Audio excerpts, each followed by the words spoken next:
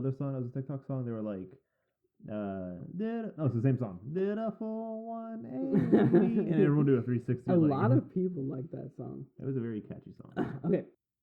Hey guys, how you doing? Hey yo, what's poppin'? Welcome back to Two Bros and a Beard, another episode, another day. Yeah, my name is Asad. My name is Ibrahim.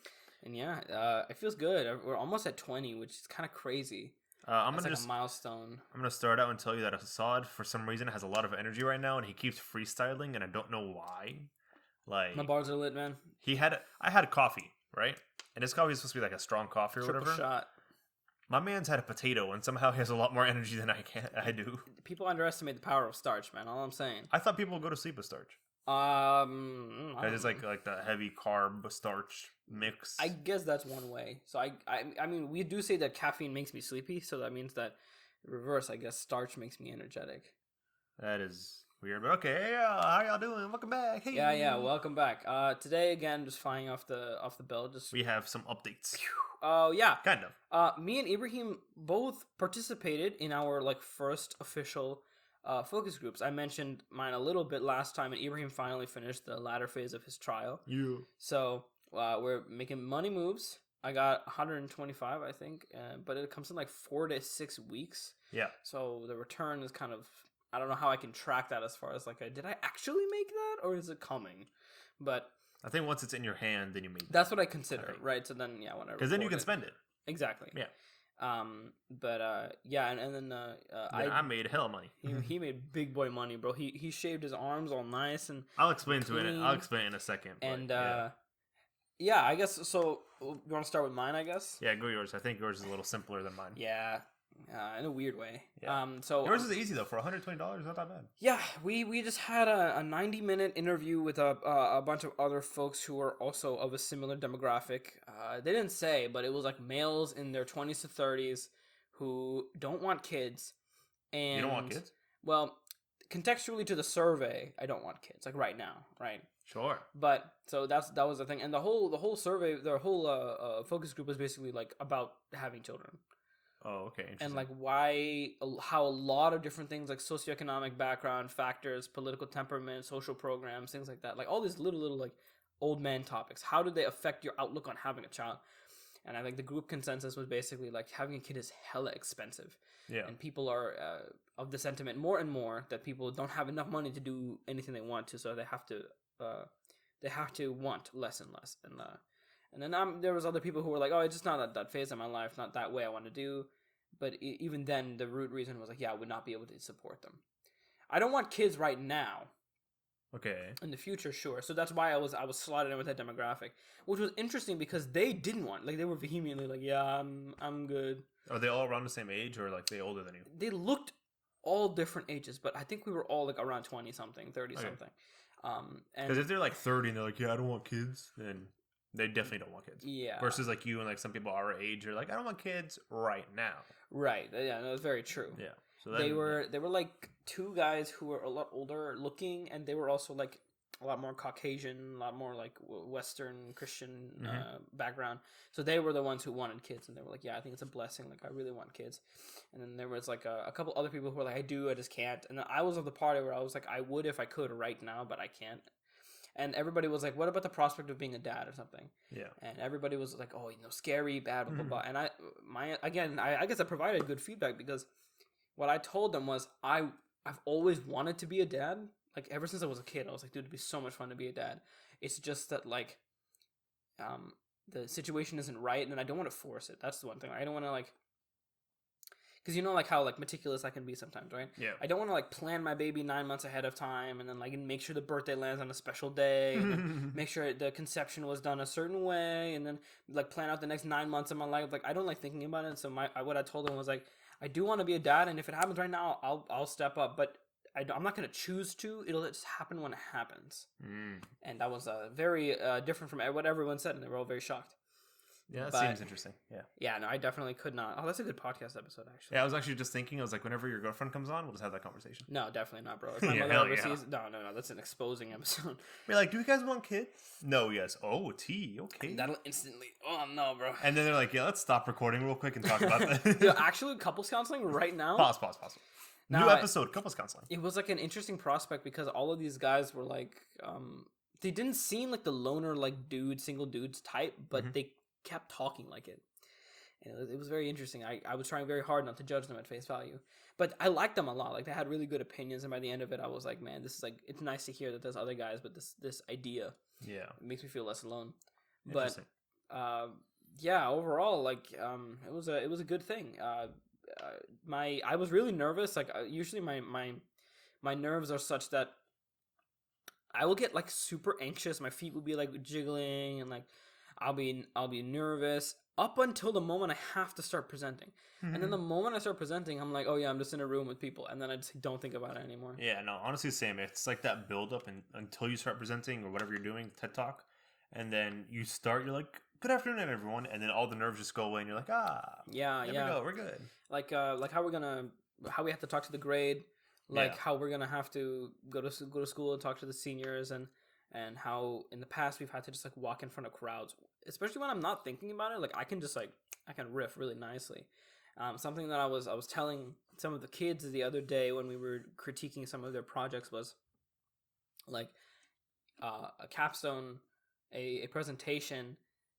You want to not read off the slide. I was giving them the whole don't put an essay on there, and I was like thinking about my experiences, and I was like, it's kind of crazy because I'm pretty sure you and I are like this, especially like your Project Y and stuff. But when you research your topic and immerse yourself in it for so long, you don't really need to look at the board because you know it. It's just like making it digestible for the viewer. Yeah. And so like that's a strategy that I just have. So like riffing is really easy. All to say that it was a good focus group all around. I enjoyed it. Most of my presentations over like school year, all the years in school, I mean, it's kind of just been like if I'm really into it, like my one project that I did like asteroid research about it or something, all of my slideshows were just like pictures. Unless it's like some like big, like I had a number about like how fast an asteroid moves, right? But that's essentially like all like the words I had on there. So it wasn't like because I just knew so much. And whenever I had a script, because I remember we had to do practice presentations all the time, and all the teachers were like, "Yeah, have a script ready." Blah blah blah blah. I had a script ready, and I was messing up so much. Exactly. If I try to adhere to a script, it will most likely result in me crashing and burning. Yeah, I did so bad, and I was staring at myself in my head. I was like, while in the middle of my presentation, I was like, "This is trash." Like I'm not even listening to myself, and I know this is trash. But then, like, whenever I did my actual presentation without any notes, without anything, it just pictures on a slideshow. Absolutely. It was just, like, smooth. Also, like, one of the biggest things I figured out, or, like, I kind of took, I don't know if it was from academy or from, like, middle school or whatever. It was just that no one knows what you're saying, and no one knows the presentation, so you can mess up, and that's going to be true. okay. Yeah. If you don't make it, like, look like you tripped, right? If you just, like, make it look like part of the jog, then it doesn't, you don't need to expose yourself. Like that. It's like no one knows. I think I got that from like middle school, from band in middle school. I think my teacher told me that she's like, no one knows what the song is, no one knows how the song goes. So if you play the wrong note, it's okay. No one's gonna notice. Yeah, especially like unless like it's a band director or whatever, but like normal audience, unless it's an actual unless it's an actual person who knows what the song is. But like the audience doesn't know anything about the song, so like you can mess up and just don't make it look like you messed up. Don't freeze, stop, and be like, oh, I missed a note. Oh my god, I did this. Absolutely. Yeah. There was a period of time during senior year where like you and I, like with just different opportunities, volunteering or otherwise extracurricular, we were like giving public speeches and talking a lot.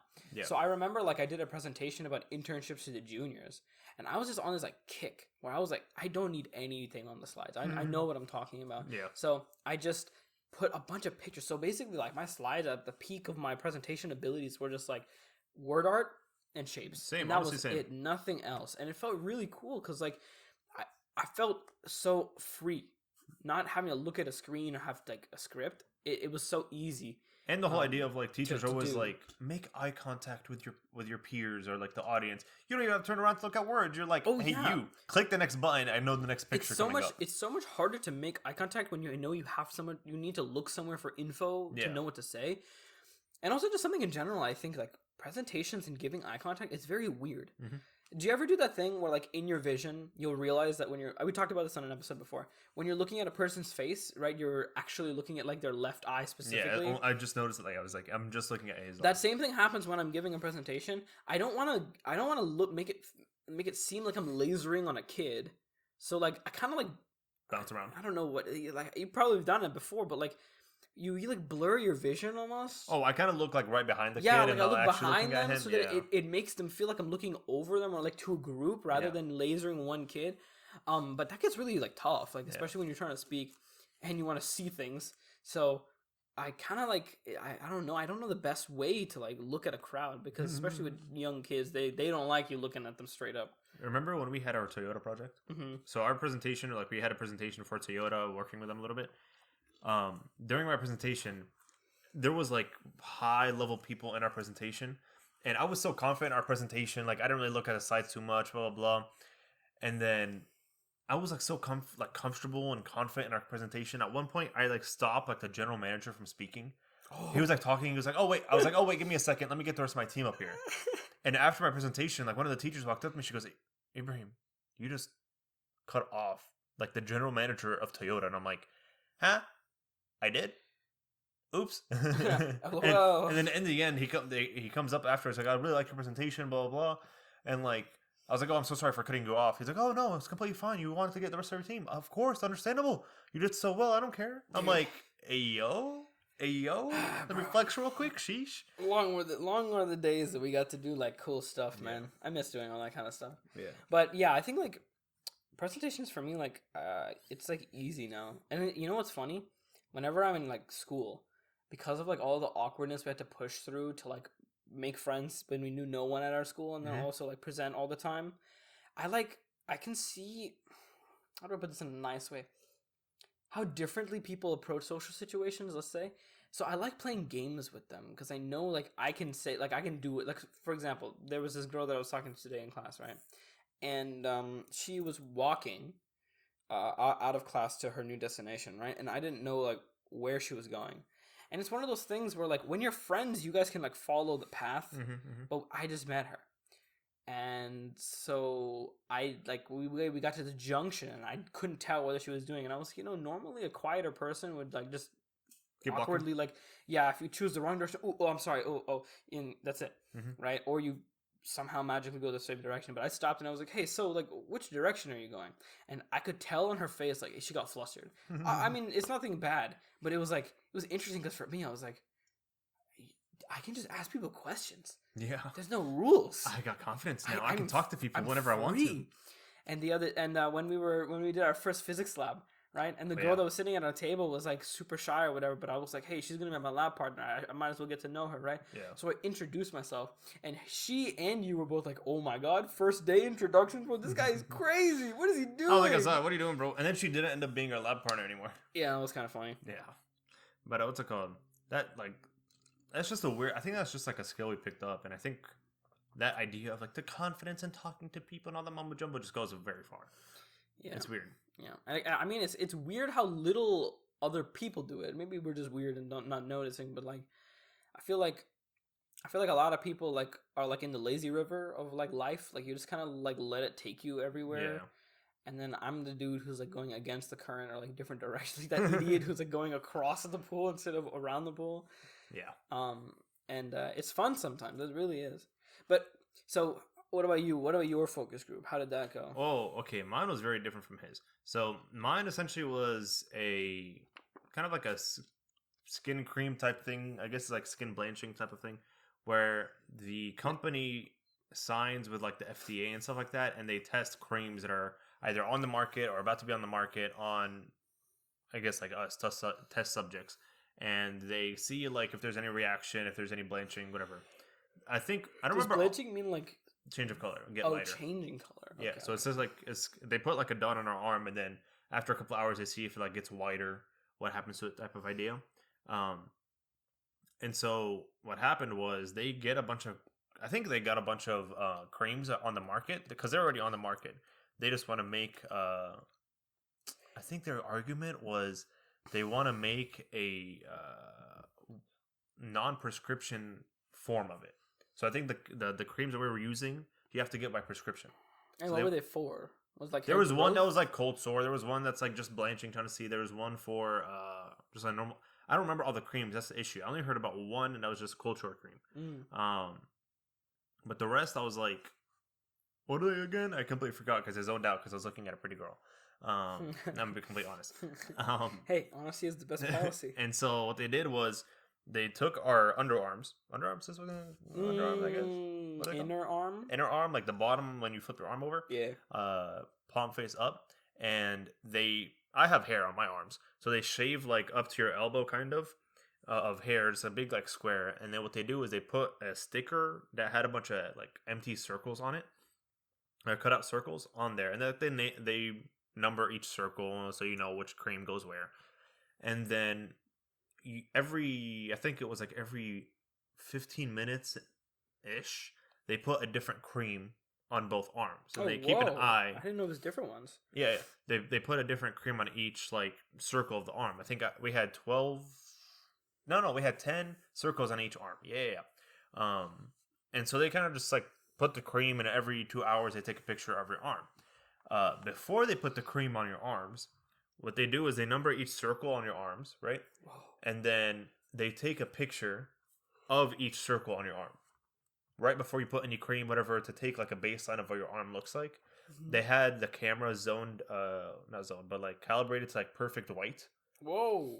And so whenever you put the picture or the camera on your arm, it'll be like, oh, this is not perfect white. This is like a 6.5 from perfect white, whatever the number was. And then after every 2 hours, and they take the picture, it'll be like it went up or went down. It got brighter, it got darker, whatever it is. And so that's essentially it. They just put creams on your arms, and every 2 hours they'll take a picture of you. And so I think it was from like 7 to 11 a.m. They would every like 2 hours they take a picture of your arm, and like different pictures every single one they take a picture. And so it's kind of just that you kind of just sit in a hospital room. We were on like the 6th floor of a hospital room of a hospital, and they just give you as much food as you want. Hey, what kind of food? So they have like basic snacks in the kitchen, I guess what they called it. Just like snacks like Doritos, Cheetos, donuts, coffee, sandwiches already pre-made. And then if you open the freezer in the fridge, they got like frozen little like pizzas and like pretzels and like Hot Pockets. And they have like a microwave. They're like, yeah, bro, go ahead. Just feel free to like warm it up whenever you want to. Oh, that's awesome. So you can just walk in as many times as you want. I left the hospital with just a bag full of snacks. That sounds like so much fun. It was just like a playground. Did I show you the video of like what it looked like? The snacks? No, show me. The snacks were like stupid. Like, why do we have all of that? Like, it was just useless. Like, they just had snacks and cereals and a bunch of random food and drinks up to like, your butt, and it just so much food in there that it was unnecessary. And it was like, there was cheese sticks, bro. The cheese sticks. Oh my went gosh, so hard. much soda. They had soda, and they're like, the weird thing was right before you show up, they're like, please don't have caffeine, vaping, alcohol, any of that stuff. But as soon as you show up, you're like, I got soda for days, bro. I got sugar and sugar. They give you caffeine and soda, and then the coffee that you're allowed to make is decaf. Mm. What? Interesting. Why? They actually said because like it makes your red blood cells thinner or some random BS, and that affects if the blanching happens or not. Yeah, so they don't want that to get in the way. Yeah, and so that's kind of the idea behind it. But that was essentially it. You just stay overnight, 24 hours literally, and what they do is like the readings are spaced out. The readings when you take pictures are spaced out because every cream needs a certain amount of time for it to like fully blanch, and so that's why you need 24 hours. Usually, if you do more circles, my sister did this before this last one I did, but she stayed like 2 days. And so they just like, they put more cream on there. You say longer times, longer pictures, stuff like that. But it was just, you literally sat there and ate and got fat and had like pretty Asian girls come put cream on your arm. Can you do it like where you can bring like a laptop or stuff? Oh, I brought my laptop. They tell you to bring like a pillow and like a blanket, even though they already have stuff for you. You can bring whatever you want.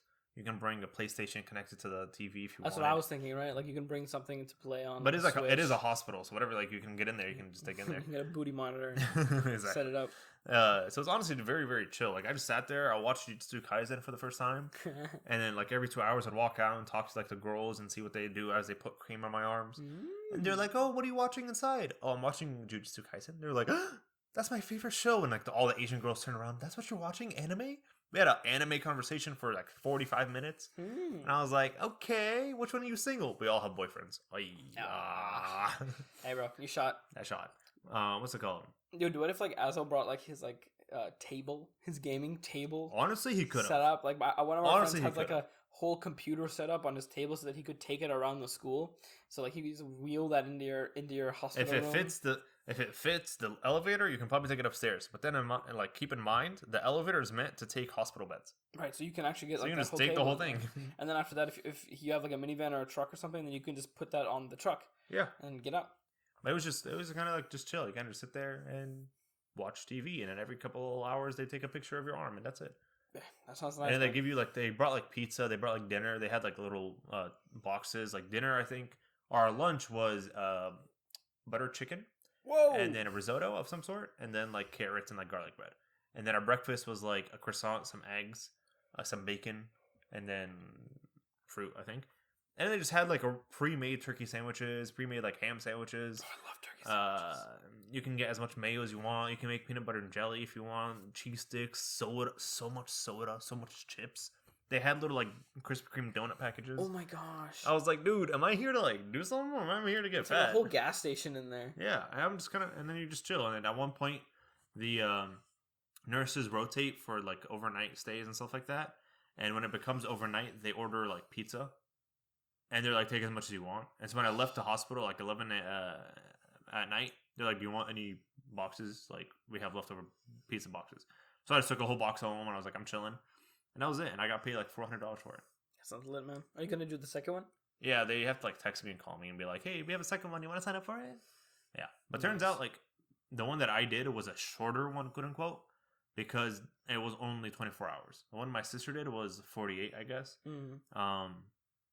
Which was weird. I don't know. Or I guess not 48. They go in 5:30 p.m. on a Friday night, and ours we came out Saturday at 11 p.m. She came out Sunday 11 a.m. Weird. I guess it's not 48 hours type of idea. I don't know what it was. But it was just like that, and you kind of just chill, and you're gonna like just make money, and you get fat. I have yet to cash my check. I haven't put it in yet. You My should, bank bro. account. Hey, we're on the come up. It's slow, but we're getting there. Now, next on the list is the blood donation and some other stuff. Oh, Also- I got approved for 2 more focus groups since that one, Oh, dope. so they're coming in quick. I'm trying to find another one. There was a girl in my econ class. She was like, I was explaining the lab thing to my econ teacher because he was like, "What'd you do over the break?" And I'm like, "I got tested on like lab rat." And the girl was like, "Yeah, I work with that company as well." I'm like, "Oh, hey yo, when your next opening? Let me get one." Hey, bro, that's some good marketing right there. I'm like, "Let me get one too," Networking because on I the got regular. to make some money. The teacher was so confused on why I did that. He was like, "Dude, like, did you sign up for it? Did they call you?" I'm like, "Yeah, I signed up for it." Why? Because I'm a broke college student. And everyone laughed, and he goes, "That's actually fair. Like, that's not a bad idea." And I explained the whole thing to him. I'm like, "Dude, you sit there and get fat and watch anime and get paid. and get paid." And he goes, "How much?" I And was they like, shave your arms. and yeah, honestly, my arm was so smooth. You have when I some nice shaved it. ladies Bro, up on your arms. It was. I took a shower like when I first got back, and I put like the soap on my arm, and I was like, "What the heck is this, bro? This is a slip and slide on my arm." Yeah, it feels weird, bro. I've had arm hair for so long, and it would just be the weirdest thing to have water all over it. The same thing happened when I took my first shower when I was bald. Yeah. It felt like I've never ever been wet before, and that was the first time. And I was like, wow, this is amazing. And I could like feel my head, and I was like, I'm touching my actual skull. A whole new world. Yeah, it was great. I'm in that awkward phase now, though, where like I probably do need to get a cut a little bit because I got that hedgehog vibe going, and No, you're fine. I feel dumb whenever I walk out. Like I see myself in the mirror. Like I look at pictures when it was Buzz, and I was like, that was nice. I look at myself in the mirror now, and I'm like, ugh. It's because it's at the point where it's like longer, but you can't comb it. Yeah, I look like a 2000s emo kid or something. Yeah, it's great. I love it. It's interesting.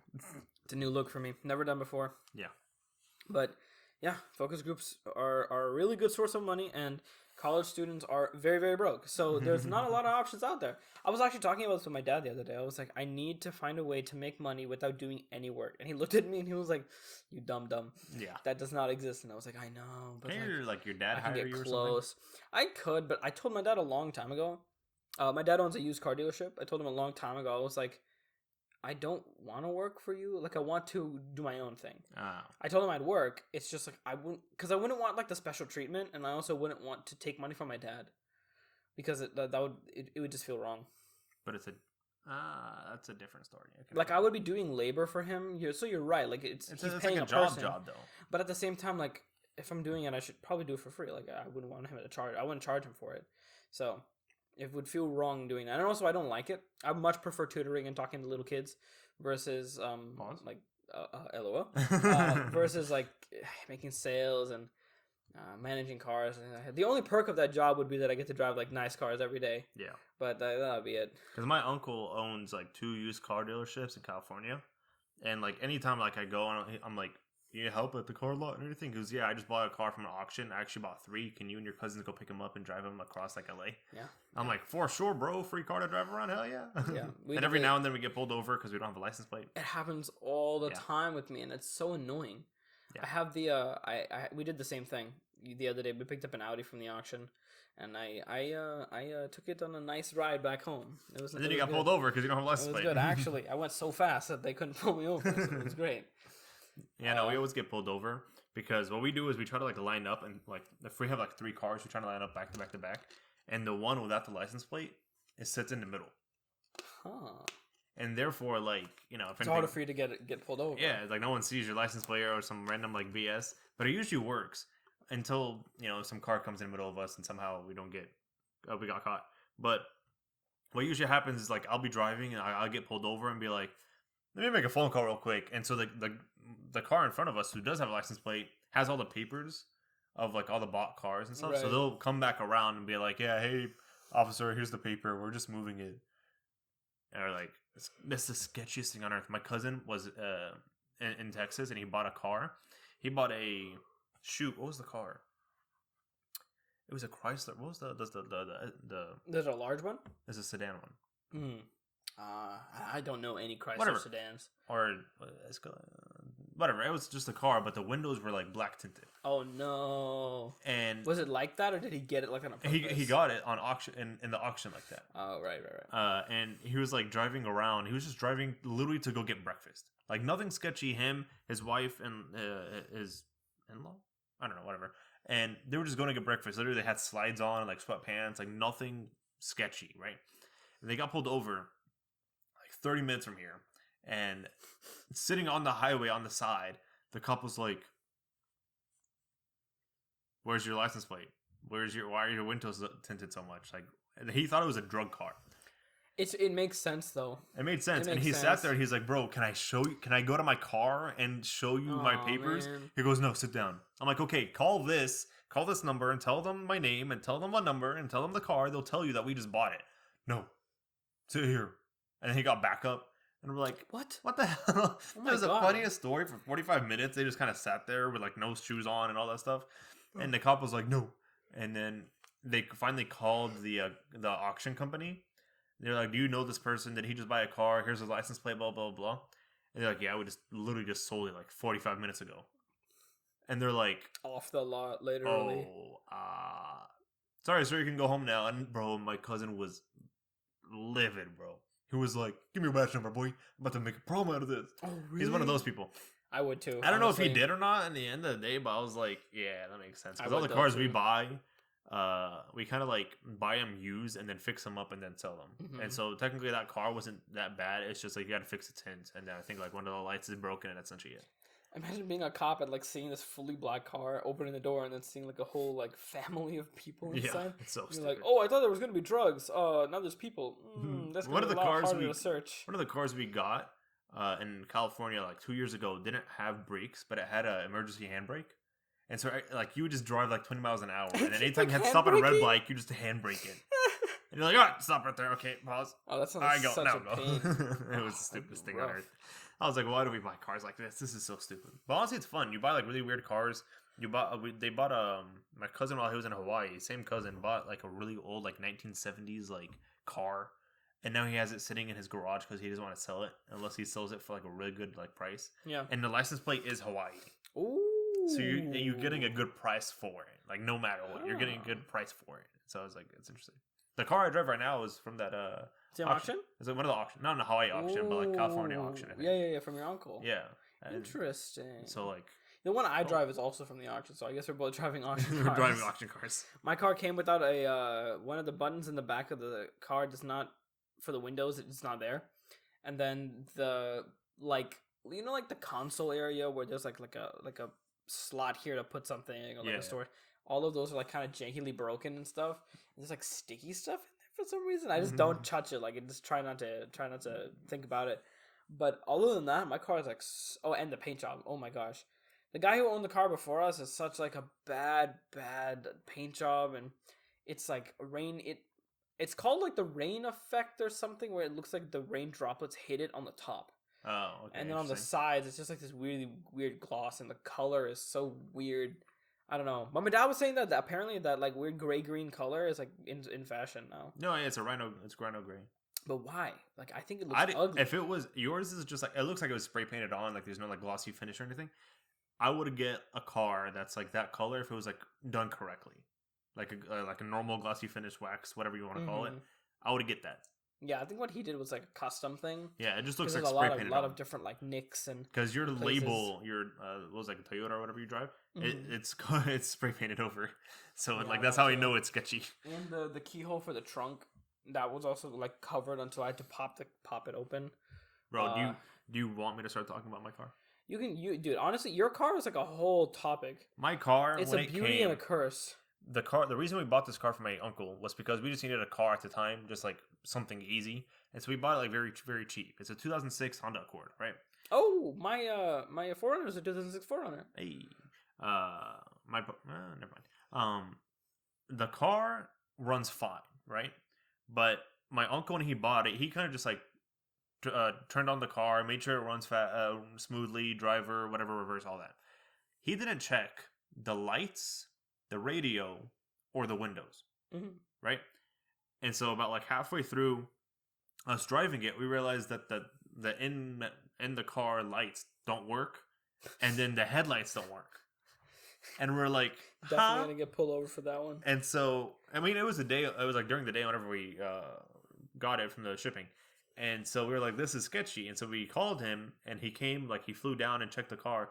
Turns out someone stole the radio. Oh, wow. Stole the inside lights, stole the outside like headlights, even though like the cover's still on. And then stole the inside of like the windows, like the fuses, and like messed up the fuses and stuff. Oh my god. And so involved. If you look at the radio right now, it's there. It's just like the what's the console, I guess, like it's just the outside part of it. Just looks like a dashboard. But if you open up the inside of the radio, there's nothing there. There's literally just a gap. And so it's like scratched up because people are trying to like steal it and like break into it. And then the windows, like the tint on the windows, are peeling. Oh yeah, is that what that is? Yeah, I thought it was like new window like wrap or whatever that you just didn't want to take off. It's peeling, and my dad was like, "Yeah, if you ever just want to peel it all off, we'll go like fix it later on. Just peel it all off." So if you look at my window itself, there's just a big like peeled thing. I was like, "Yeah, I mean, I don't know how to peel it." Little cutout. The reason I stopped peeling my window was because if you make the window go down. It goes down so slowly, makes a really weird sound. I was like, it's because it's rubbing on the glass. The last time we tried to do something with it. Yeah, and then, the funny part, when we got the remote, the car fob, I guess what you guys call it. The locking on it worked, right? The lock and unlock on the remote, the key remote works, right? It worked for the whole time. And then when we went to fix the windows, because at that time the windows don't go up and down, they were just frozen like in one spot. They would not go up or down, right? So we went and changed the fuse to make the windows work, and then the car fob stopped working. And I was like, "How do you guys mess up the car fob and then like the key, and then the windows start working?" It's either you want to get into your car or you want to use windows. And so now when you go look at my car now, the I don't know what they did here. We did this here, like in our city. The windows are slowly starting to die. Oh, so my back right window and like the back seat, it goes up so slow. And I was like, I hate life so much. And then the left, my driver's window, if you go up, and you know how it's like automatic, it'll go up and down or whatever? Right. If I do the automatic go up, it'll fully close, and then it'll start going back down automatically. What? And so I have to catch it right before it hits the top, and then like manually close it. And then if I close my door too hard, all the locks will lock and then unlock. And then What? And then what's the other one? That sounds so scary. You know how in some cars you have that little locking knob on like right next to your window in the back of your car? Yeah, door? like the weird French fry thing that sticks out. Yeah, that you have to hit. whenever it's locked, it's like down. Whenever it's unlocked, it's up. Yeah. If I close my like driver door lock, it locks the whole car. I think that's how it's supposed to be. No, I thought it just locks your door. I think the design is like, because you're the driver and you want to lock the whole car when you leave, it locks the whole. It's like when you key fob, when you hit the lock button. Yeah, but I thought like in the door. So as the driver, you have the same functionality that it locks the whole car. But I thought because it didn't do that whenever I first got the car. Because I had like the whole like door, like it's kind of like the window press thing where it locks the door, all of them or whatever, locks the windows as well. But like the little knob right next to the window should not lock all four doors. I think it might be a glitch too. But like what I'm talking about is when you use a fob or something. Yeah. Or when you manually press the lock and unlock button in the car, and I think your car's computer defaults that manual unlocking and locking of the stick thing as that, so it unlocks and locks the whole car. Maybe. Instead. So now whenever I get out of my car and I want to lock my car, I don't even press the button right next to my windows. I just like hit the little stick that's hitting, and it locks all four doors. It's the sketchiest thing on earth. And then the paint job. That seems kind of dope though. The paint came as like a light navy blue, but now it's like dark navy blue to black because there were so many like messed up like bubbles in the paint or whatever. It was light colored. It was a light color. It was a lighter color. But now if you see my car, it's almost like it's navy blue, almost black. Yeah, I thought that's how it just was. All the other Corollas that I find are also like that. It was light colored like navy blue, and now it's like blackish. It's really weird. I don't know how this car works. It's like a magical creature. Yeah, and then the rubber on the inside of all the doors fell off, and so now if you go look at like some of the back seat doors, you'll see like a piece of duct tape like taped to like the rubber into the inside of my car. We can take those off because we re-glued all of it. It's just I don't ever go back to my back seat, so it's like I also don't go to the back seat. I didn't peel off the tape. Every time I go to the back seat, it's like it's like when you leave your room in college and then you come back and you see that you never cleaned it and you're like, oh like, wow, what is all this? Hello. That's a future me problem. When did I put that there? I remember when we went on the road trip a couple last year. Oh my god. It's been a year. It's been a while. And we all left our cups and everything. I'm pretty sure they're still there. And every time I look at them, I'm like, I should probably get rid of these, but I just don't. You know when we went to get coffee the other day? Mm-hmm. Me and you and Thomas? I had crackers in my car, like one of those like little like package of like 6 crackers. And we went and got coffee, and then we went and got donuts. I was going to eat the crackers in your car while we were talking, but like we got donuts, and I was like, I'll say this later. So I put it in your little back of your seat compartment. The flap thing? Yeah, the little flap thing. I put it there. And I forgot it there. And I was like, that's no worry. I saw it doesn't clean his car. I'll be back in his car in like 2 weeks, bro. I just grab it again when I'm ready. Yeah. I was like, oh, I'll come back and eat it later. It's just a snack. My car is not messy, but it doesn't no. get cleaned. So I guess in a way it is messy. Same, like in my car, like I don't have anything trash in there. I have maybe 2 bottles in the back of my car and then like a box of tissues. That's essentially it. Like I don't have anything bad. But then again, it's a very old car, and I don't really care about it. So well, I remember you were telling me that you were like, I don't lock the doors anymore, just so that if someone steals it, bro, then I can get the insurance money. Get the insurance money. I usually don't lock my car door. It's just because like no one's gonna come steal this old car. Like yeah, definitely. My old Camry, my 1992 Camry.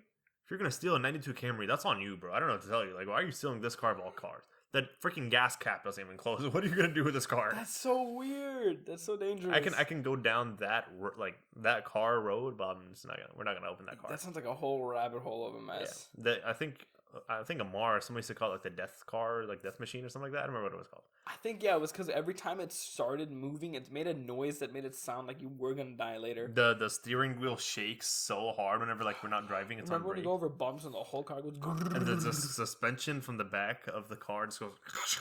It sounds like you killed something. You crushed something under the back. But that's completely normal. That car is a 1992 Camry. My dad bought it when he moved to America and right before he married my mom. Right. That car, we saw a picture of my parents' marriage. That car was in the back of that picture. And then if you know the stats of it, it's gone through 4 children, 3 marriages, my mom, my sister, 4 kids, 3 marriages, like 2 car accidents, 28 years. Like it's been through so much. 28 years. What is it? 1992. Right. 8 And now we're in 22. 2022. 30. 30 years. Oh Ish. man. Yeah. It's been through 30 years. 2 car accidents. The car accident, I don't even know how the car survived. My sister got into such a bad car accident. The back half of the car, if you stare at it, is a different shade of gray. The sidewind, right? Yeah, it was. I think it was like a T-bone or something. But like the back of the car was just completely destroyed. And now if you look at it, it's completely different shade. It's a little bit a different shade of gray. And we're like, dude, how is this car still alive? They literally brought it back to life. We went to go to try to like just see our mechanic, like, how much would you buy it for? He was like, honestly, bro, not that much. If you take it apart and sell the parts, I'd buy more. I'd buy the parts. That's essentially it. To fix the car and buy parts for it costs so much. It's stupid. I was like, just get rid of the car, buy me a new car, just get it over with. I mean, buying a car is so. I mean, like if we were talking about like kids, like we were, and kids are bad, dude. Cars are like way more. Like kids. Okay, kids don't really inflate. Like True. Kids don't get more expensive. We just have less and less ability to pay for them. I mean, sometimes they get expensive, but cars straight up will get like more and more and more expensive. Especially now that the chip shortage or whatever. Oh yeah, all of that is like my dad was telling me massively affecting the price of cars and things, which is good for him, I guess. But it's also more expensive for him to buy them from the auction, so it kind of has like a double-edged sword kind of thing. My uncle was like, if you're gonna buy a car, just wait it out. Honestly, like stick with your horrible Accord right now and just wait it out. It'll be a learning moment. Yeah, I guess. But I'm like, I want to buy a truck. You're going to have to wait a long time to buy a truck. I actually told my uncle, I was like, if you find a good truck in the auction here in Texas or in California or wherever, in Hawaii, let me know, bro, because I want a nice truck. And they're like, yeah, okay, we'll see. I was going to buy a Challenger from them a couple years ago, but I wasn't old enough to drive yet. Ooh, a Challenger? I think it was, at the time, I was there. Even a Challenger would be nice. I was there in 2018. And they had a 2017 Challenger, I think. It was orange, which I was like, okay, whatever, I don't care. But it was like it was a coupe, 2-door, and it was just a nice Challenger. And I was like, I am down, bro. I'm down. And then, I didn't even drive at that point, so what's the point of buying it? Yeah, I mean, that's the thing about test drives for me. When I drive a car, I immediately want to keep it. Yeah. So test drives are very scary for me because I'm like, oh, but I was just in the car and it feels so good. I really want to keep driving. That's my cousin, the same one who got the sketchy car. He will take a car, and if he really likes it, he'll like upgrade it. I think he got a truck once. He lifted it. He added like nice rims and everything. He kept the car for like a year, and then he sold it after all its mods. And he's got like 3 times what he bought it for. You know something that I've been looking into for a car? My uncle has one of these. It's like a smart braking system. Ah. Those have always looked cool. Oh, the ones that like in like the new 2022 cars or whatever, where like it automatically brakes if there's a car in front of you. Yeah, something like that, or like the pressure that you need to apply to the actual brakes to make them stop is like adjusted by this mechanic, so it's less or more. Like you don't have to try as hard and things like that. Interesting. But it sounded really cool, and it made the car ride so smooth. It was a Ford Raptor it was on, so it drove very smooth. Interesting. I don't know. Mm-hmm. I don't know anything about that. I thought it was just like, how new cars. If you like veer out of your lane, it'll like beep and like realign you or something. Yeah, like that. That's the lane assist. Yeah, or like if there's a car, I think Kia keeps their commercials all this, where if you get too close to a car in front of you, it'll like automatically brake for you. You're like beep beep beep, and it stops. Yeah, no, I've definitely seen all those ads online. Yeah, so many for the car thing. It's like beep beep beep, stop. Oh, I'm sorry, honey. I didn't mean to almost hit the car in front of us. Yeah. Okay, Ibrahim. I'm having a massive sleep attack again. See, I told you the corn, the it's something the about starch the potato, is kicking in. bro. The potato is kicking in. You I thought I was joking. I was not joking, bro. I tried standing up, and actually it's working now. I'm more competent than I was last time. I'm actually listening. It's just my eyeballs that keep falling. I told you, bro. The potato is kicking in. Where did I say that? Oh, I guess I'll just have to find it later. That's fine. Okay. I'll edit this back in, but I'm kind of lost in what to talk about after cars. Mm-hmm. So, what do you have any ideas about like what to talk about after? Oh, I had like a list of things. I was going to talk about the lab studies that we're doing, and then I was like, as alumni, we get to go back to school and talk to stupid kids. and then we were gonna do. I had another idea, but I forgot what it was. Okay, well, I guess we'll get there. Yeah. So I mean, I guess another thing that we did on the in the recent weeks was we went back to our high school.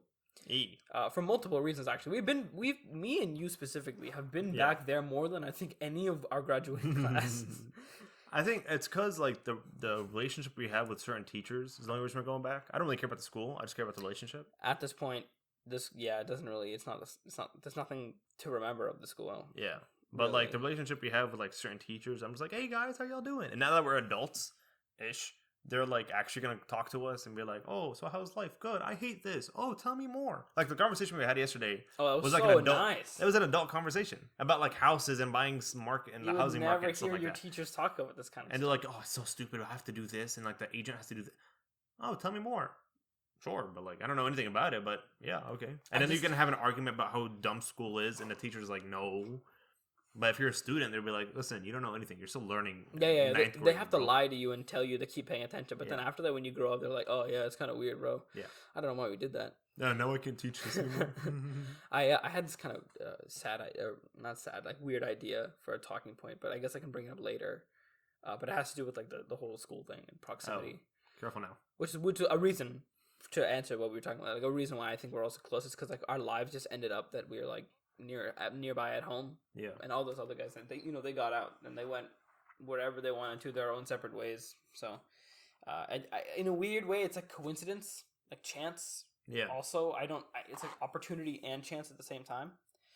But yeah. So we went to first we went to just what were we went to go doing? talk about college stuff as. Oh as yeah, college, yeah. We as were a on a college panel. student. Oh man, that was rough.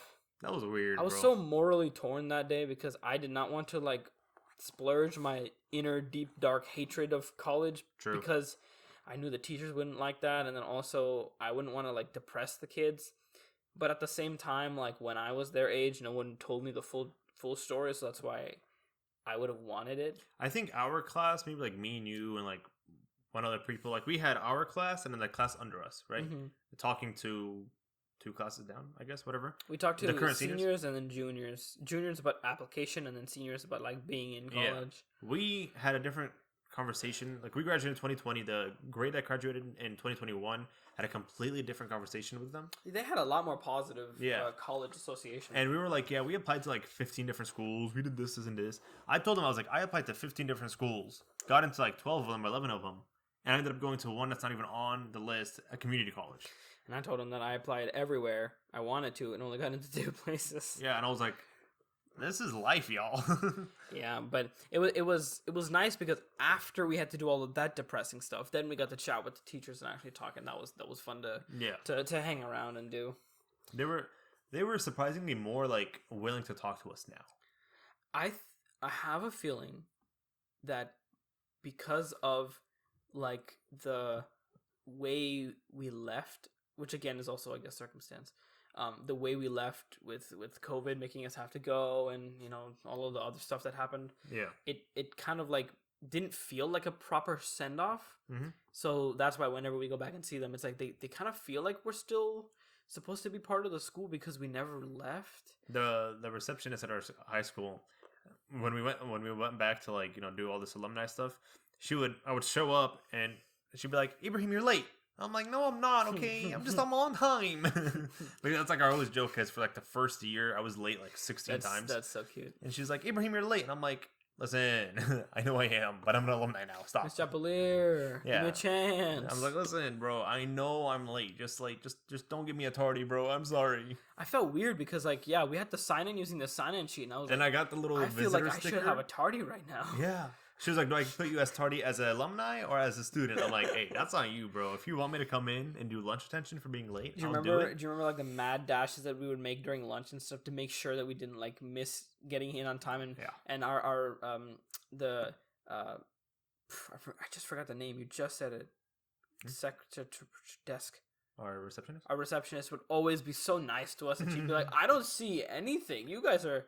I can hear people walking, but I don't know where. It's because we're the nice kids like everyone loves, but if anyone like with us, they'll be like, hey, you're late, come here. Oh yeah, and then there was this whole like phase of school where we weren't allowed to like bring food or drinks, but obviously we still tried to smuggle as much as we could into the school. We And smuggled had a whole meal from IHOP once. We smuggled groceries. We also smuggled that. Oh my god, that's a whole story. So when this whole policy happened and all of us couldn't eat or drink in the school, it was During kind of class. hard. And then so I guess part of our culture at school before this mandate was like you could snack in class, you could eat whatever. And then that kind of went away because of trash and other stuff. And then people were like, You can doing snack, it but don't again. have a whole meal. Yeah. We went back to that. it kept going and kept getting worse and worse and restricted. And then eventually the teachers were like, don't even bring outside food. You can only bring clear containers and it has to only be water in them. And we were like, oh, wow. One of our friends, I will not name names, not friends, friends. Classmates. Classmates. That's the PC. He brought a mysterious liquid that was like water and would sip that all during class, and we were all like, "Bro, there's no way that you're gonna just get away with that." And he did. He definitely did. He brought alcohol. And then I'll say it. So all of us were like, "Dude, we kind of want to like make food at school." Like, we No, that's not even how it started, bro. Is that not how that started? No, that's not how it started. I thought it was just because we were hungry. Yeah, I mean, technically. So what we do is like some of us and some like the girls in our grade, close friends, after like Valentine's Day, Halloween, like the big things, we would go to like Target and see their clearance aisles, and we'll get like candy. I remember going to Target, I think after Valentine's Day, me, Thomas, and like some of the girls, and we just got up so much candy and like cotton candy and like random stupid stuff because they're on clearance, and just go back to school and eat that, right? And so one day we were just at Target looking at the clearance aisles. We were like, nothing good here, right? And we were like, this is supposed to be our lunch. We're supposed to get food. Target's expensive.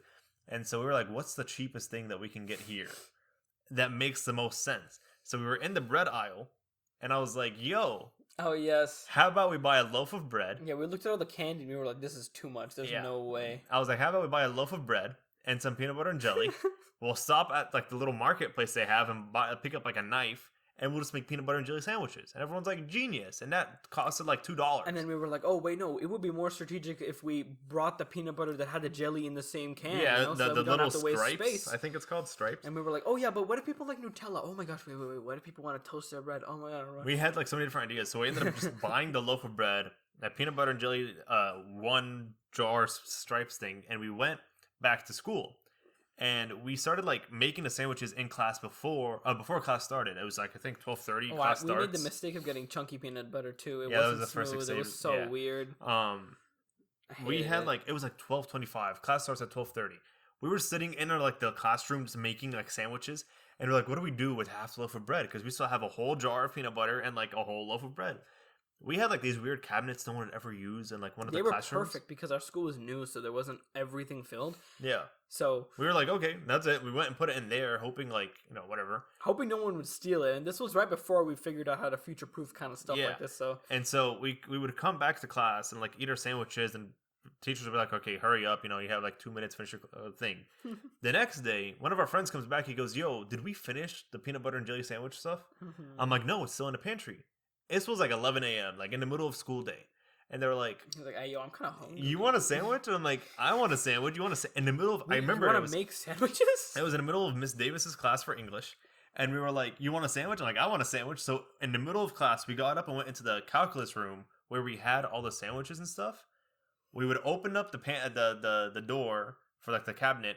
We took it off, put it on the counter. There was a little sink next to the counter so you could wash your hands and like. And we started making sandwiches. Off. The amount of people that were like looking at us like, what are they doing? It felt so fun because like everybody was looking. But again, okay, so the a lot of the perks of being like secretive about it was that we didn't have to share it. Yeah. But then if everybody started seeing that we were making food, they'd be like, hey yo, let me get a piece. But that's what we did. What we did was like we had, I think like 3 or 4 of us at once huddled around the sandwiches. And so we were able to finish the loaf. Sorry. Bless you. Bless me. We were able to finish like the loaf of bread right then and there, right? Oh, yeah. All we had left was the jar of peanut butter. Mm-hmm. And so we put the jar of peanut butter back, but we walked back. We threw away the bag of, what's it called? The bag of bread. And we went back to class, and all the teachers were like, Where'd you get a peanut butter sandwich from? Where'd you get a sandwich from? And I was like, don't worry about it. And we finished our sandwich. Later on that day, the kid comes back. He goes, yo, do you want to go back to Target and get like bread? I was like, is this about to be a thing? And he was like, yeah. And then you also got Dum Dums. We also got Dum Dums. Yeah. So we had a bag of Dum Dum lollipops. We went back to Target. We got just a loaf of bread only for like $1. $1.08 or whatever it was. Yeah, we got the bad one. What was We it? got like an off-brand one. I don't know What's what the it one was. with the yellow? I have it downstairs. The blue and the yellow and the red. Oh, and Miss the Bird's. White. Yeah, Miss Bird's. Miss Baird's. I like Miss Bird's. Yeah, It's but that's nice. the cheap one. Yes, I don't care, honestly. It's bread is bread. And so we went back, we made our sandwiches, and it became a thing. Everyone started. I had like chips at home, and I really wanted I don't remember who it was. I think Thomas to try it or something. I brought the whole bag, like party-sized bag, like of chips. It was so fun. And I was like, "Oh, we're done, okay." And like we would wrap it up and put it in the pantry, or what we call the pantry. It was just a cabinet. And we put it in the pantry, and then the next day someone brought like lollipops. The other kid brought like it was like chocolate. a whole 3-phase play, like everything. Every like 2 minutes, someone would walk out from our pantry, quote unquote, and with a sandwich or something. And I remember I was eating a sandwich with someone in the middle of a government class, and the teacher, Miss Pinder, was like, "Are y'all just having? Where do y'all keep coming up with these sandwiches from?" Yep. I'm like, "What? I'm hungry." She goes, she looked at me. She's like, leaned in. She's like, "Do you have any more?" I'm like, "You want a sandwich? I will go make you a sandwich, bro." She goes, "No. And no. It's like, Yeah, it's like no, don't do that. No, it's okay. What are you doing? I'm like, I was like, hold my sandwich. I got up, I made her a sandwich, got like a napkin, put it on the napkin, and walked the back to towel her. dispenser was right there too. It was right under it. It was Oh, a perfect, so it was perfect. It was perfect like a placement. kitchen. And we went back, and I was like, "Here you go." And she was like, "I'm gonna act like this came from my house." And I'm like, "Yeah, hey, nice sandwich that you have." But then, Act 2, right? Tragedy struck. We were just chilling, right? And it was like a secret still. No one really knew. And me, Ibrahim, all the lads, we were just getting ready to go to lunch. And then one of our other homies, he walks up to us and he's like, "Hey, do you guys still have the peanut butter?" And we're like, "I don't know what you're talking about." What are you talking about again? And he goes, "The peanut butter? Guys, I know you have it." And we were like, "Okay, man, listen. The way it works is that you have to ask us. We bring you the sandwich. We won't tell you where it is. I think at one point I charged someone for a sandwich. We cannot tell you the location of the contraband." And he was like, "Guys, come on, please. I'm hungry. I missed lunch. I was in tutorials." And we were like, "Okay, fine." And we were like, "We're on our way out for lunch. If you want to make ones, over here, around the corner." We get back after lunch, all gone. Yeah, it's all gone. All gone. I think at that point we realized like don't buy the stripes one where it's like peanut butter and jelly. Mhm. We bought 2 separate jars. And we also learned that day, never tell anybody where you put it and never explicitly show where you get it when you go to the cabinet. We thought about like 30 different places we can put the rest of the food. But it was the best one where we had it, where the positioning One of the was kids perfect. was like, "Yo, I have a bin in my car, right? We can put all the food in there. We can close the bin. We can put it on a top shelf all the way in the back corner, like near the wall where no one goes to." Yeah. I'm like, "Hey, yo." It was a challenge because you had to get food that was non-perishable Yeah. or something that would take a while, like bread. Yeah. So we were like, "Oh yeah, we can't get like something, open air or anything." And then some guy was like, "Oh well, I can get like a cooler in my car." And we were like, interesting. I remember right before break, I was worried about the bread because I think it was like winter break we were going on or something. I was like, "Guys, the bread's gonna go bad," and they're like, "True." And they're like, "What about the peanut butter and jelly?" I'm like, "Oh, that'll be fine." The bread, because we still had half a loaf, and so we walked out from making our pantry sandwiches. Each person had like 2 sandwiches of peanut butter and jelly We had sandwiches, to finish it up. and they were like, boys, in the middle of class, we were just eating sandwiches. Like, "You want a sandwich?" Here's like a We sandwich. had like a station next to the classroom, and at that time, our computer science teacher was teaching there, and he does not care about anything. Like he was Yeah. absent. He's like, So "Just don't make a mess." We That's were it. like, "Hey, who wants one?" And then we just we just started passing out sandwiches. it's like that movie where like the guy is behind the bar and he's like, "Free shots, everybody," and then you can just cut and everybody's like drunk in the bar. So we were just making sandwiches left and right, handing them out, giving them to people. And I think around then was when we actually coined the name The Pantry. Yeah. So we called it The Pantry. Because at one point, like after we got back from break, we didn't really bring sandwiches back. We brought like the whole idea we of did sandwiches back. I think we did something else. We right? brought There was, back, like- crackers and small Yeah, we brought like snacks. little snacks like that, like crackers, chips, stuff like that. And then at one point, I got yelled at for this. I brought back a cake from Kroger. Oh yes, And Miss- I love this cake. Miss Davis was like, "Ibrahim, tell me that's not your dinner, honey." And I'm like, "Oh, your lunch, honey." I was like, "It's not." I so liked her.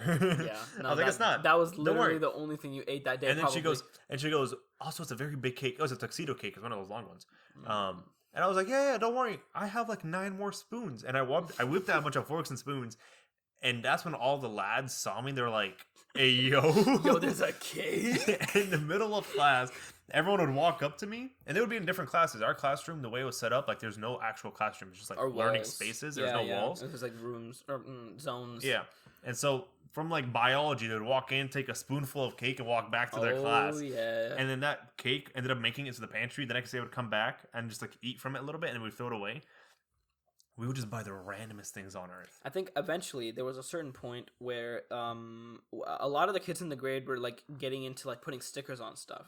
Yeah. And then there were also someone, I don't know where or how, but he had a grocery bag full of bouncy balls. Oh yeah, I remember the bouncy balls. I don't know where he got it from, but he was like, "Hey, I don't really want these anymore. Do you just want to like put them in a safe place?" And we were like, I know a place. we were like, "I got you." I still don't, even though people would go back into that space and take food and grocery and balls and everything, it still never ran out. That's how many there were in that bag. At one point, like everyone in the grade was bouncing a bouncy ball, and the teachers got so pissed off. They just started taking it. They're like, "Why is there more bouncy balls showing They're up?" like, "How can they keep making more?" I was like, "Let me tell you a secret. Somewhere in this building, there's a bag of bouncy balls." And then everyone's like, "Wait, what?" And then everyone started searching for the bouncy balls. But no one knew where it was. And what surprised me was that we made sandwiches at the pantry, right? Like literally at the pantry. And everyone saw us, but not once did anyone actually know where it was. Like, I was like, "What do you guys mean? Like, do you not know where it was?" Me and half the boys were making a sandwich yesterday in front of all of you, and none of you guys know. I'm really glad that no one could figure it out. And because what we did was we would close the pantry door or the cabinet door because there was two cabinets right next to each other. So I guess like they didn't know which cabinet it was or something. I don't know. There were a lot in that area, so it could have been any. And then we Yeah. also did this thing where we positioned them in the furthest back part. So unless you like peeked your head over and saw flat on the topmost part of the pantry, it would look like there wasn't anything, even though it's all the way in the back. Yeah. Because we were trying to reduce people stealing stuff. Oh, I remember when right before we left for winter break, all that was left was the candy, a jar of peanut butter, and a jar of jelly. Right? I printed out a paper that says, "Janitors, please do not throw this away." And I also printed it in Spanish because I know like half of them only speak Spanish. And I taped it to like the jars. And I was like, "All right, cool." And I came back and the jar was still there. The paper. I was like, "Please take if you would like, but don't throw it away." And I came back and a little bit was gone. I was like, "I guess someone was hungry Someone over the wanted break." a little bit of cake. And then like I closed it. I was like, "All right. I mean, if it's still there, it's still there. It's all good." I think when the pandemic hit and we had to leave, right? The pantry was still in full swing. Yeah, there was And bunch of stuff in there. After the 6-7 months full quarantine, after college started, after we finally got able to like get up and out, we went back to the school. It was still there. No, the bouncy balls were there. Everything else was gone. I think the peanut butter was there. Are you sure? Just the jar, and that was it. I thought the bouncy balls were still there. And that was it. I know for a fact the bouncy balls were. Yeah. That's confirmed. I But remember- I'm pretty I sure I remember- saw the peanut butter in there. Maybe, but I was just like, "Hey, nothing went bad." But yeah, dude, and all of that was before Maymester, bro. Imagine the hooliganery we could have gone up to if we actually had spring and we had nothing to do in class. So we just had infinite I time remember- and random stuff to do. I remember playing Wii with Tristan on his computer, holding a sandwich, and then like I'm bowling, and I was like, "This is my life now. Yes. This is what I call high school." Ooh, so I guess around this time too, again with the food thing, we were all like kind of starving, also very hungry, and that same kid who asked us about the pantry in the very beginning, and then the next day it was stolen. He and all of his friends went into the bathroom and they started a grilled cheese business. Oh yeah. Where all of us were like, "Oh yeah, like sandwiches are great and all, but like, what's better?" And they were like, "I know." So they They brought a griddle. Okay, I was gonna ask you what Like was a it. panini They press. brought a panini press Yeah. and they put it in the bathroom, connected the outlet all the way to the end, and had everybody for $5. You could get a grilled cheese, Yeah. or $2, I forget. But the margin was great because the way they made them were so good, dude. They were amazing. Yeah.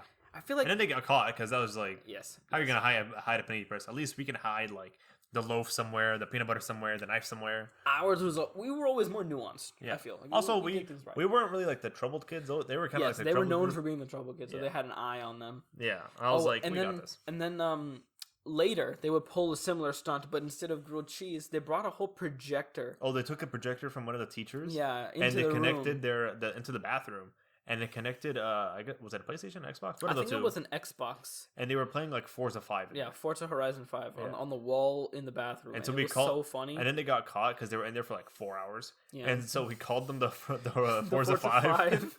like they're like some random people that were in a riot, like, like- the start of the riot. It's like a group of cowboys or something. Yeah, the Forza 5 The Forza 5. attack, revolted, and caused mass upbringing to the government. They were doing something revolutionary that day, and When in we'll reality they were forever just playing like the game. I'm gonna be honest. I walked in there for a solid hour, was playing with them, and I was like, all right, I gotta go back to class. Oh, do you remember? One day, we were all again. There was a lot of food related stuff. Now that I think about it, we were all hungry, and we were like, you know what? Let's go eat some really crap ramen. Like we were like, I just want something that will make my insides turn. We were talking about ramen, but something bad. For some reason, when we said let's go get ramen, we didn't think of let's go to an actual ramen spot. And I was like, No. We intentionally wanted poop ramen. We wanted like a really bad, really spicy ramen. Acidic, like super battery acid. So all of us got together. We got all of our friends. A couple of them were a little bit more informed on the best brands for this kind of stuff. Well, I'll say it. Amar also was on it, and he's not Asian. No, Amar just wanted ramen. And then Derek and Aaron, they were Asian, and then. But yeah, so they all knew, and I had my reservations as well. And we were like, okay, where do we go? So we were like looking at different stores on like where to go. We went to an Asian store in the end. Oh, We yeah. We went to the we went to Daiso or whatever. Daiso, and so we went to Daiso. We looked in the ramen section during our lunch break, by the way, right? So we weren't actually eating during. Yeah, we had an hour for lunch. We were going searching for lunch, and then we found the aisle, and we found the most black like box looking ramen, like the one that looks like it says on the box it will kill you, and we got them. Turns out we actually got the wrong one. We got the wrong one. It wasn't even spicy. So when we got to school, it was like No, you're missing a part, bro. We went. It was just like normal, like instant ramen, right? Right. We didn't have hot water for it. Ask me how we did it, right? Oh my god. We went to Racetrack, and they have like you can make hot water here, it's in like the coffee station, whatever. Right? We went and took like cups of hot water and then poured it into our ramen.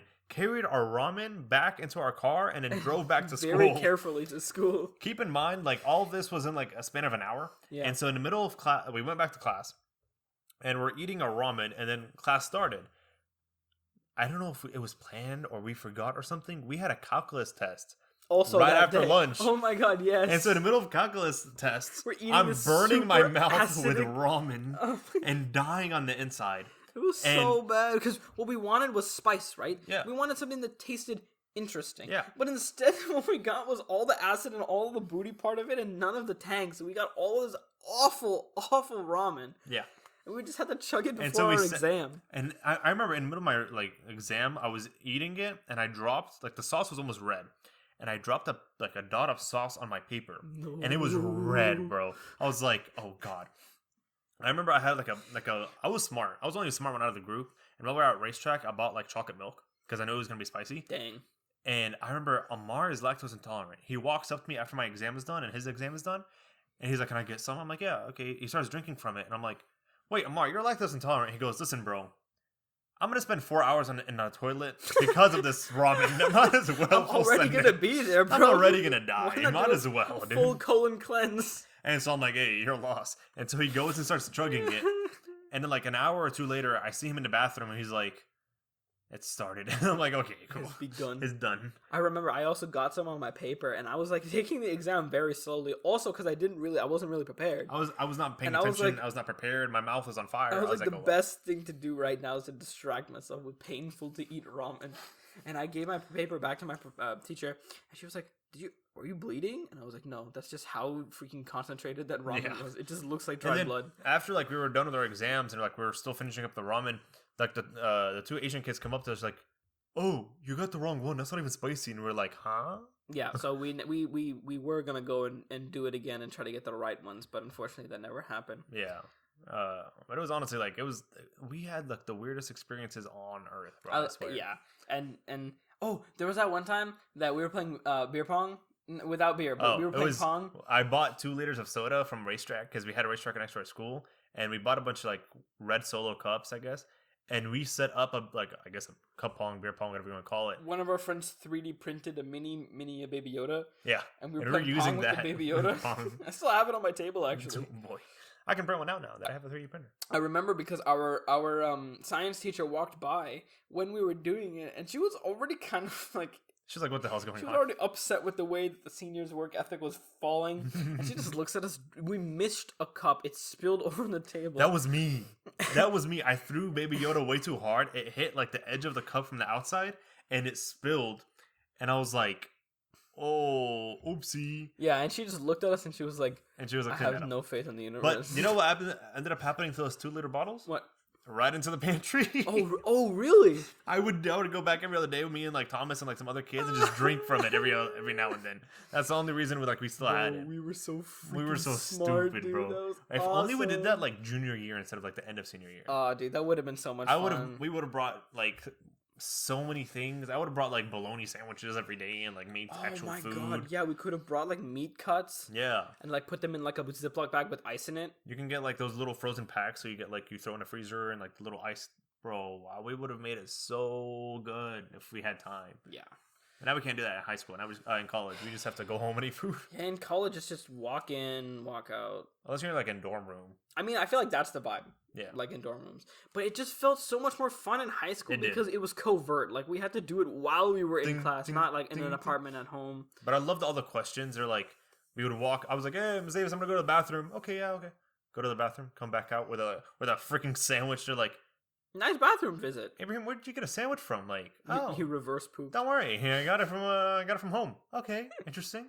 I feel like okay. There were certain moments where I would walk into the pantry to get a Dum Dum because I liked the Dum Dums, and I would not even want people to know that I was like looking into it. So I would just stand next to it for a second, slide my hand in, and slide it out and get a Dum Dum. Yeah. And I remember one time, one kid saw that, and I it's literally like a cowboy movie or something. I chased them down, and I was like, "Hey, listen." You didn't see anything, and I slid the Dum Dum in the shirt pocket, and I was like, "All right." I did that once. I grabbed the Dum Dum, and someone saw me, and they were like looked at me, and I looked at them. I was like, I locked eyes with them because they were in the middle of like math class or something.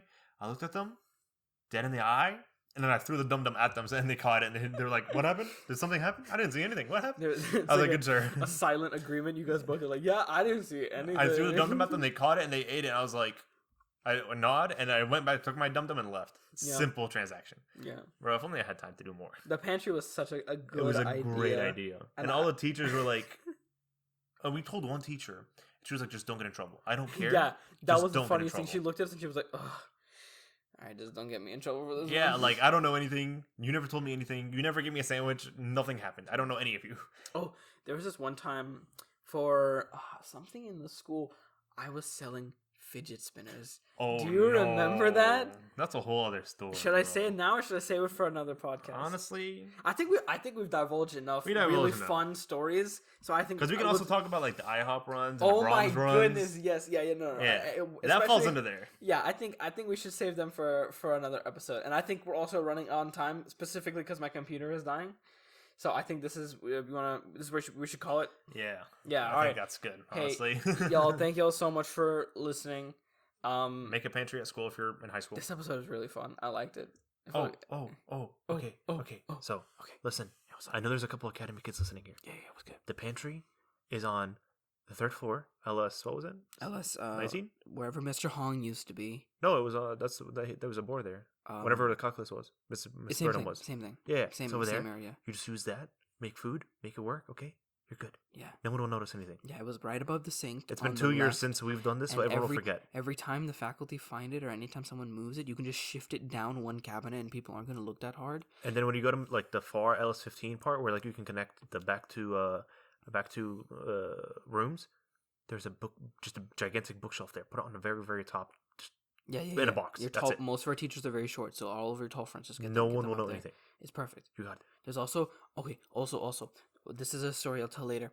In the bathrooms, underneath the sink, there's a little gap, and you can put like solo cups in there. Yeah. Or you can put like nachos or like other like small bag things, and you can just shove them up there.